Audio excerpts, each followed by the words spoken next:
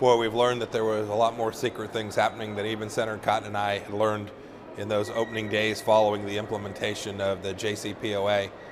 We now know that we have an administration that has truly allowed Iran to continue its terror tactics, supporting Bashar Assad, barrel bombing innocent civilians. We've also watched their ballistic missile program continue to advance, and R&D related to their nuclear program also continue.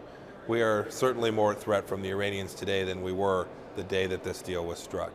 It's very serious. I would add to that list that we paid a ransom to the Iranians. And many of us said that that would lead to bad things, and we now know we were right, unfortunately. There are 3 Americans being held. There are other non-Iranian citizens being held as hostages. The Iranians now understand that the penalty for bad behavior is near zero, and that they can behave in a way that is inconsistent with Western society, and will still continue to provide them what now amounts to $150 billion plus worth of economic relief. What did you think of that leak of Colin Powell's email, the hack? Basically, where he's saying to someone, Israel has 200 nukes pointed at Tehran. Even if they develop a nuclear missile, they're not going to use it against Israel when they've got 200 nukes pointed. What do you think of that? I'm sure that's a mindset of the State Department, many people here in town. I think it is the mindset of the State Department. It just fundamentally misunderstands nuclear deterrence.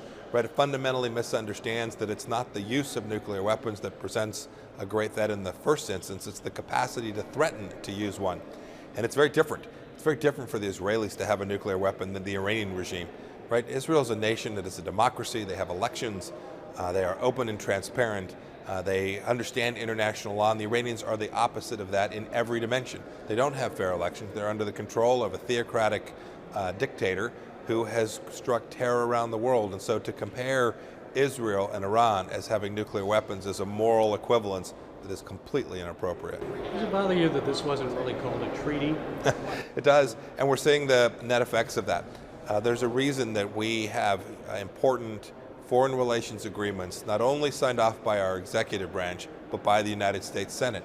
It's because you want to get the American people to understand that it makes sense, and so there's a democratic process and an approval that you have to get to the American people. Instead, this president struck a secret deal with the Ayatollah that's really between him and the Ayatollah. It's not even signed by either party, and that will almost always end in a way that does not serve the American people's interests. But yet this Congress approved that. Why?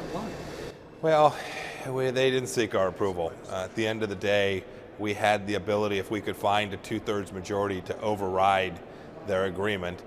But with every single Democrat voting against overturning the agreement, there weren't enough votes. So those who voted to continue to allow this deal to go through will have this on their historical record for the rest of their lives. And I think they will come to see that they should have voted to undo the agreement. They will come to regret that. They will see that the deal with the Iranians turned out to not be good for the people that they were tasked with representing. Worse things to come then. I'm afraid so.